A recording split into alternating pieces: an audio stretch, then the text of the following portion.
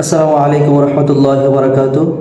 বর্তমান সময় রফিকুল ইসলাম মাদানী দ্বিতীয় বিয়ে করার পর থেকে আমাদের মনে একটা প্রশ্ন, যে দ্বিতীয় বিয়ে করা ঠিক নাকি বেঠিক, বা দ্বিতীয় বিয়ে করলেও কেমনে খাওয়াবো, কেমনে কি করবো। তো এই সব বিষয়ে আজকে সুন্দর একটি বয়ান করছে আহমদুল্লাহ সাহেব। তো চলেন আজকে আমরা সেই বয়ানটি শুনে আসি। একাধিক বিয়েটাকে শুধুমাত্র ছেলে খেলা তামাশা, নিজের শুধুমাত্র মনের খাহেশ পূরণ করার একটা অস্ত্রে পরিণত করে দিনের বিধানকে, শরিয়ার বিধানকে যেন হাস্যকর বিষয় পরিণত না করে। ইদানিং দ্বিতীয় বিয়ে করা নিয়ে অনেক সমালোচনা হচ্ছে, সমাজে এত অসামাজিক কাজ হচ্ছে, তা নিয়ে কোনো সমালোচনা নেই। দ্বিতীয় বিয়ে করা কি ইসলাম পরিপূর্ণ সমর্থন করে কিনা? ভাইরা আমার, এটা জানে না এমন কোনো মুসলমান খুব কম আছে যে ইসলাম একাধিক বিয়ে করাকে, পুরুষের জন্য একাধিক বিয়ে করাকে ইসলাম অনুমোদন দিয়েছে। আসলে এই প্রশ্নটা খুব সুন্দর একটা প্রশ্ন করছে, যে দ্বিতীয় বিয়ে নিয়ে বহু সমালোচনা, কিন্তু অন্য কোনো খারাপ কাজ নিয়ে আমাদের সমাজে ওই রকম সমালোচনা নাই। চলেন তাহলে সামনে আরো শুনি। তবে শর্ত হলো, একাধিক বিয়ে করার পর একাধিক স্ত্রীর প্রতি সমতা বজায় রাখার সামর্থ্য সার্বিকভাবে থাকতে হবে। প্রথমত, একাধিক স্ত্রী পালার, লালন পালন করার শক্তি সামর্থ্য থাকতে হবে, সার্বিক সামর্থ্য থাকতে হবে। দ্বিতীয়ত, সামর্থ্য থাকলেই হবে না, ইনসাফ করার সামর্থ্য থাকতে হবে। আল্লাহ বলেছেন, ফাইন খিফতুম আল্লাহ তা'দিলু ফাওয়াহিদা, যার এ আশঙ্কা হয় যে না, একাধিক স্ত্রী হয়ে গেলে একজনের প্রতি ঝুঁকে যাব, আরেকজনের খবর নেব না, আরেকজনের প্রতি বৈষম্য হয়ে যাবে, জুলুম হয়ে যাবে, ভরণ পোষণ দিতে গিয়ে একজনকে বাড়াই দিবে, আরেকজনকে দেব না, এরকম যদি আমার ভিতরে কোনো একটা সাইডে ঝুঁকে পড়ার আশঙ্কা থাকে, বৈষম্য করার আশঙ্কা থাকে, ফাওয়াহিদা, তাহলে তার জন্য একটির বেশি করা তার জন্য জায়েজ নাই। এটা হলো মৌলিক কথা। এরপরে হলো মোটা দাগে যে বিষয়টি আমরা সবাই জানি, সেটা হলো দ্বীনের বিভিন্ন বিষয়গুলোকে হাস্যকর প্রমাণ করবার জন্য, বিতর্কিত করবার জন্য আমাদের অনেকের যেরকম ইম্যাচিউর আচার আচরণ এবং ভূমিকা, এটার যেমন দায় আছে, আবার অত্যন্ত পরিকল্পিতভাবে দ্বীনের বিভিন্ন বিষয়কে সমাজে হেয় করার একটা অপচেষ্টা এদেশে, মুসলমানদের সংখ্যাগরিষ্ঠ যে দেশে, সে দেশে কিছু মানুষ বিভিন্নভাবে করে যাচ্ছে, সেটাও আমরা জানি। এই বাস্তবতা আছে। একটা সময়, আজ থেকে আপনি 30 বছর 40 বছর আগের বাংলাদেশের বাস্তবতা যদি দেখেন, তো একাধিক বিয়ের ঘটনা গ্রামে গঞ্জে শহরে অহরহ হয়েছে। অনেক বড় বড় গুরুত্বপূর্ণ ব্যক্তি, দুনিয়াদার ব্যক্তি, সাধারণ শিক্ষিত মানুষজন, তাদের মধ্যে ব্যাপকভাবে বা অনেক বেশি পরিমাণে ছিল। সেটা নিয়ে সমাজে কোনো উচ্চবাচ্য হয় নাই এবং ব্যত্যয় সেরকম দেখা যায়নি। এটা বাস্তব কথা। সমাজের মধ্যে এখন পর্যন্ত যাদের টাকা আছে তারা অনেক বিয়ে করে, 4টা না 4টার উপরে, 5-6টা 10টা পর্যন্ত বিয়ে করে। এটা নিয়ে কোনো সমালোচনা নাই। কিন্তু হুজুররা একটার বেশি 2টা করলেই ভেজাল। একটা বেশি 2টা করছেন, তারপরে জিন্দেগি নরক হয়ে যাব, এমন একটা অবস্থা। চলেন সামনে শুনি।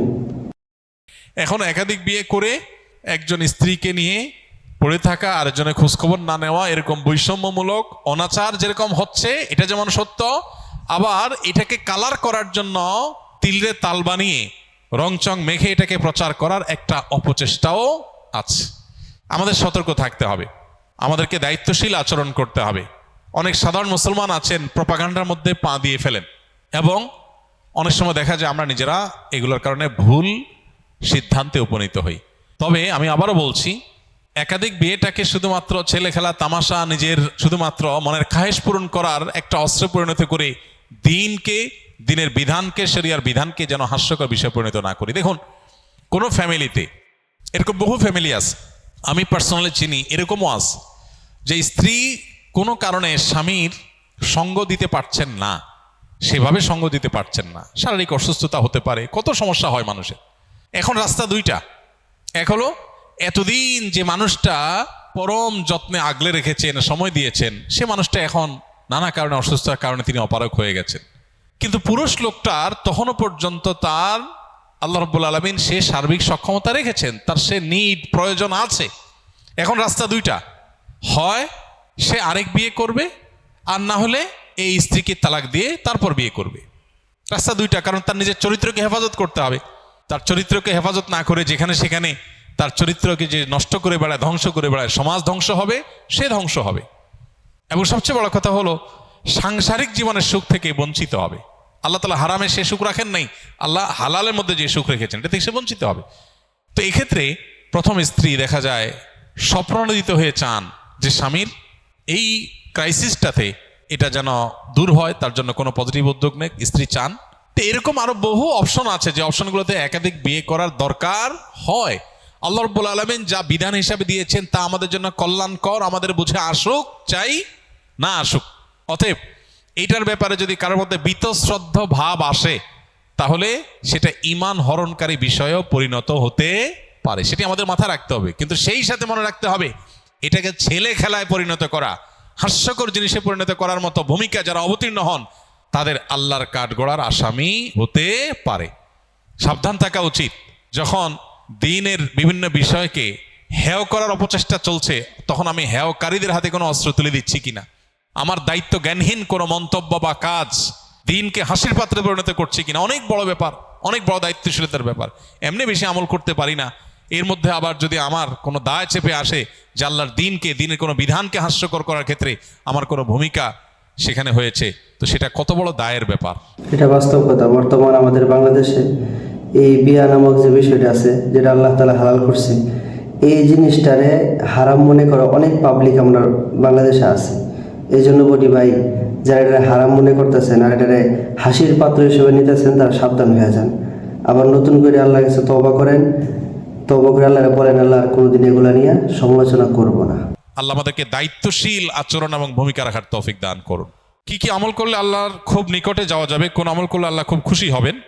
ভাই, যে আমলগুলো করলে আল্লাহর সবচেয়ে নিকটে যাওয়া যাবে এর মধ্যে সবচেয়ে বড় আমলটা হলো সিজদা। নবী আলাইহিস সালাম বলেছেন, আকরাবু মা ইয়াকুনুল আবদু মির রাব্বিহি ওয়া সাজিদ, বান্দা আল্লাহর সবচেয়ে নিকটে যেতে পারে সিজদারত অবস্থায়। এই জন্য সিজদার আমলটা আমাদের বেশি থেকে বেশি করা উচিত।